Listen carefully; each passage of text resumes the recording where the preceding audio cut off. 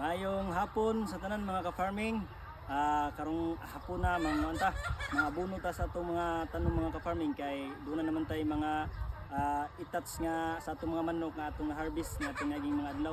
So mga ka-farming, kana nga mga abono, proven intestine na gid na siya mga ka-farming nga maayo gyud para sa mga tanom kay kani siya mga ka-farming kini atong bumbil.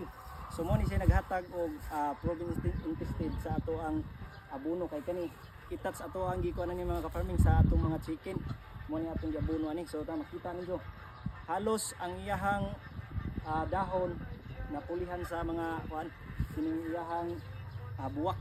So sige arita diri sa ato ang farm mga ka-farm. So mga ka-farming mo ni diri atong farm ato ginisan gi kuan ginisan nato ato ni silang gialihan gyud para ang atong mga manok dili makasulod. So diri ta. Mulai isip niya kung kan mga ka-farming, nagluyong ta diri og mga gulay mga ka-farming nga pwede nato itanom niya atong mga abono mga ka-farming ha.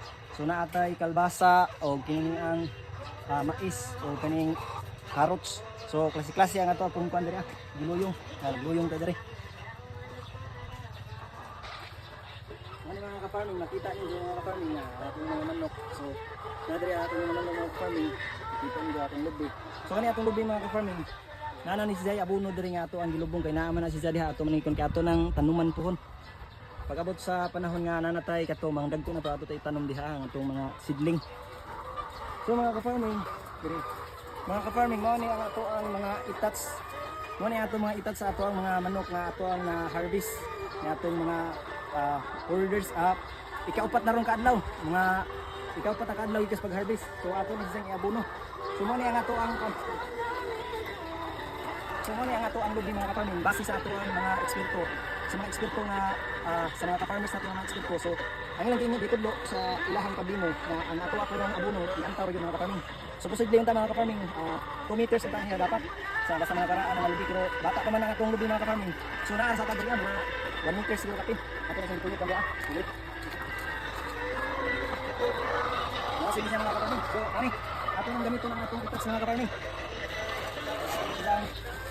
Gamiton.